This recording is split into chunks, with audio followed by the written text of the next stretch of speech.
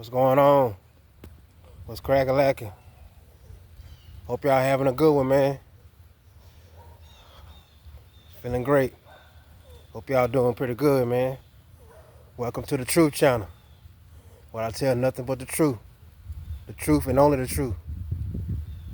Just to piss Satan off.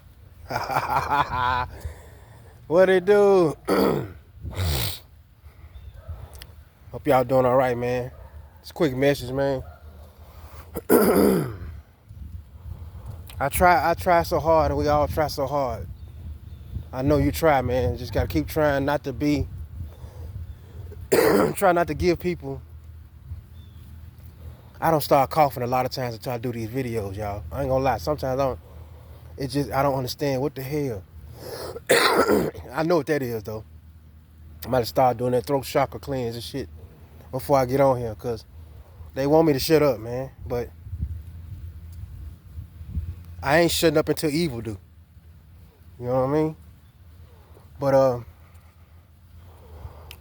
pray and pray and pray for the best in life, man. We pray for people, man. we pray for everybody. You know, they say pray for your enemies. You know what I mean? They say that, but it's crazy though, man. You pray on people, but they pray on you. You understand what I'm saying? Like you just like they just they on constant attack. You getting on your knees, you praying for them, but they pray on you. You know what I mean?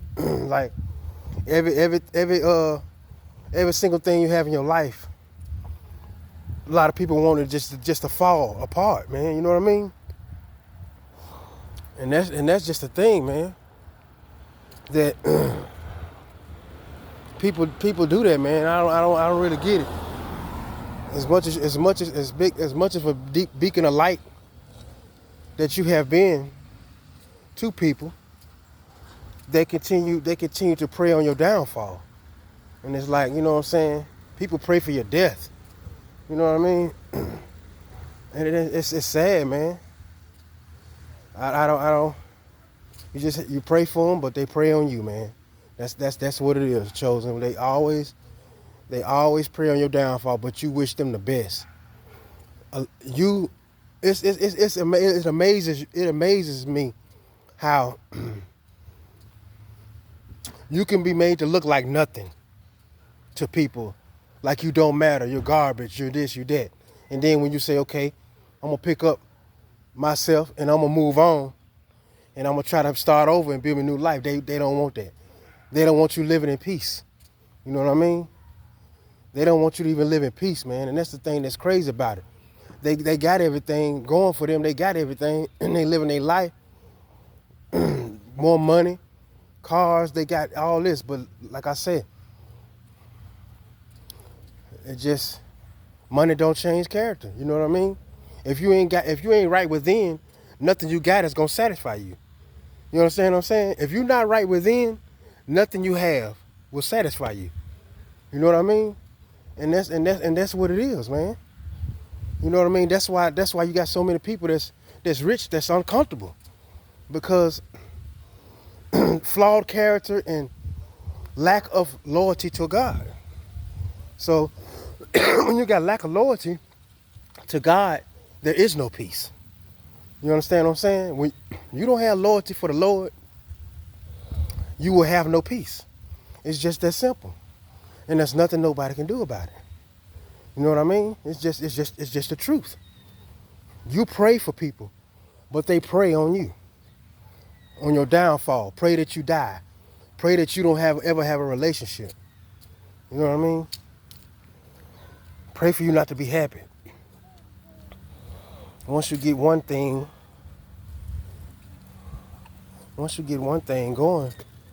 going for you, they want to destroy that. It's not enough for them to be well off. No one can actually pay attention to their life because they paying attention to yours. You understand what I'm saying? It's like they have no life, but they have everything at their disposal to have a good life. But they can't have it because they so invested in what you got going on that they can't even they can't even get themselves together. You know what I mean? It's like, come on now. I'm praying for you, and I'm hoping things can get better. You know, a lot of times we pray for things to get better in the relationships with somebody, a loved one or somebody that, you know what I mean? But a lot of our eyes have become open to the false reality or the life that we live in. We're not of this planet. We're not from here. And two people out of 10 people probably really was honest, they wasn't acting, but the rest of them was. You know what I mean? So it's crazy, man. But that's the truth. I went into a store months ago, and there's this woman waiting on me at a deli. I used to work at one, at Walmart for years and years and years. I worked at a deli. I was at Kroger, so I went in there. Lady was looking kind of down a little bit. She was serving me. When she kind of shaking her head, she was just like, and I asked her, you know, me being me, like, what's wrong? What's going on? Because I go in there a lot. And she was like, I told these people that I had to be off on the weekends. I have another job, or I have responsibilities. And her co-workers not talking to her. Her co-workers are being mean, they being messy. They don't like her. Why? They jealous. Number one, they jealous. And it's all about a day you got off. And I know what that's like. Chosen ones always we don't just deal with workplace stalking and harassment a lot. We deal with a jealousy. Workplace jealousy is very, very common. You know what I mean? Very common. And what did I say? It takes a whole village to try to kill one warrior. You know what I mean? They don't like her. Why? Because she off on the weekends. What sense do that make? We talking about days of the week. But you know how that is. Everybody like to have weekends off. You know what I'm saying? I was fortunate enough to have that at one time, and I caught pure D hell just because I'm off on Saturdays and Sundays, and my coworkers didn't like it. So here I am, running a deli or doing my job, and people will literally leave me back there with a line full of customers. Why? Because they don't like me. Why? What have I done to you? Oh, because I'm off on the weekend. You see what I'm saying? Just silly stuff like that. And then they be jealous because you're very good at your job. You're good at your job. The customers love what you do, and people don't like the attention that you get. And a lot of times it be people that been there for years and years and years and years. They've been there for decades. And you getting all this attention. I was once the best cook at my job. I was the best cook at my job. And they tried to stop me from doing what I love to do. And I had a problem with it. And they felt like I should do something else. What they tried to do was take me out of what I do great, that the customers love. They wanted to take the spotlight off me. And that's what they do to a lot of y'all. If you're in a work environment, they want to take the spotlight off of you because you shining too bright. You know what I mean? So I ended up getting fired because I got so sick and tired of coming in every day and having a whole crew of people against me, mainly because a lot of times, you know, narcissists, you deal with a narcissist. A lot of them didn't like me for different reasons. But I would have one person try to literally turn everybody in the whole department against me, and it was working. You know what I mean? You work your butt off, but then you don't have no team players because everybody works against you for petty reasons. You know what I'm saying? Workplace jealousy. They're jealous because your work ethic. Because no matter what a chosen person does, they outshine most people. You know what I mean? And especially if they when somebody has already been somewhere for years and years and years, then somebody like you come along and you start to get recognition. People who come before you in an experienced thing and you're like a rookie and you learning and you go and you grow and you become great. People are supposed to pick you up. They're supposed to help you out and just keep on encouraging you. You know what I'm saying? Because they've done their thing, but that's not how it happens a lot of times. A lot of times people who are in front of you don't want to teach you nothing because they don't want you to learn and become better than them. You know what I mean? Or become anywhere near what they got or how they do. And that's basically what it is. That's basically what it is them not wanting to see you get ahead. And that's hard to deal with. You know what I mean? All you want to do is work hard and do the best job you can. But you come to work every day and you have the world on your shoulders and you have everybody against you. They want to get you fired. They want to make you they want to make you not have anything. And I had to go through that. I lost my job. I lost my job. I had lost my job. I lost a lot of things. Bills was behind. People was pulling up, knowing that I was struggling. Lights off. People would literally pull up and look and it come. It got bad, and I really had a chance to see. I really had a chance to see just how people treated me when I was down. That'll tell you a lot about people when you're down. When you're down and out, that'll teach you. If I know somebody is up there struggling and they lost their job, you know, and I'm not saying I didn't have no help. I didn't get no, you know what I'm saying? You just passed me, bro. Then you went back there and turned around. This type of shit right here, man. This silly shit. Pull on out your driveway too. Come on. Do this Truman shit y'all be doing. That shit don't bother me. But man, lights off. Struggling. It ain't like people help, but when they did, it changed a lot of things because it opened up my eyes and made me realize, hey, somebody's been hiding a lot of things from me. You know what I mean? Like I said, people love to see you struggle. They love to see you struggle. They don't want you to have no peace. They don't want you to live your life.